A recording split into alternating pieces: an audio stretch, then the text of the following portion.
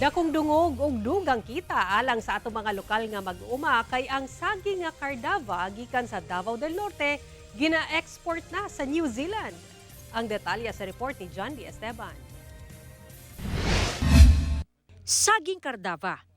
Kini ang sikat nga matang sa saging nga sagad ginagamit sa pagkaong Pinoy sama sa maruya. Dinhi sa Davao City, usa sa mga sikat nga dapit diin ka makapalit ug maruya mao sa dalang punsyano diin dagsaon gyud sa mga pumapalit.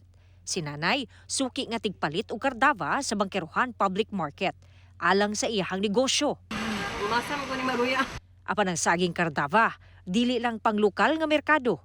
Ning kasamtangan, dako na usab kini nga garbo sa tibok nasod tungod pang-export na kini. Ang Davao Region ang usa sa mga nag-unang producer sa dekalidad nga Cardava sa Pilipinas.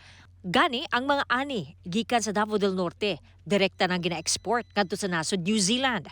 Dako kini og dungog ug tabang sa atong lokal nga ekonomiya ug sa paningkamot sa mga mag-uuma.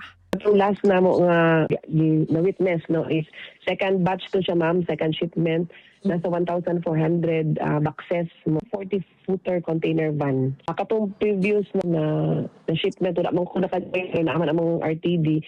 Actually the same lang gihapon ang iyang volume, and this coming July 24, another batch. Pero lahat na siya nga buyer po ma'am.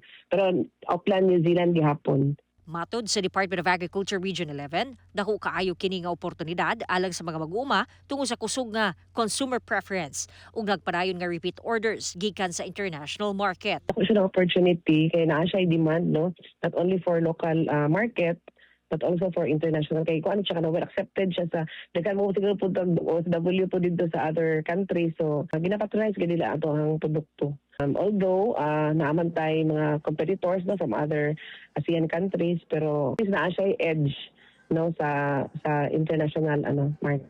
Kaya nakita nato nga dako yang consumer preference kay kuan man siya na manamay mga repeat orders.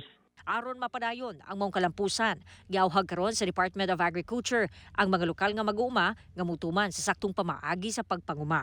Tumong niini nga kanunay nga mopasar ang kalidad sa saging ngadto sa international standard. Kauban si Melcher Awing sa kamera. John D. Esteban, 1 Mindanao.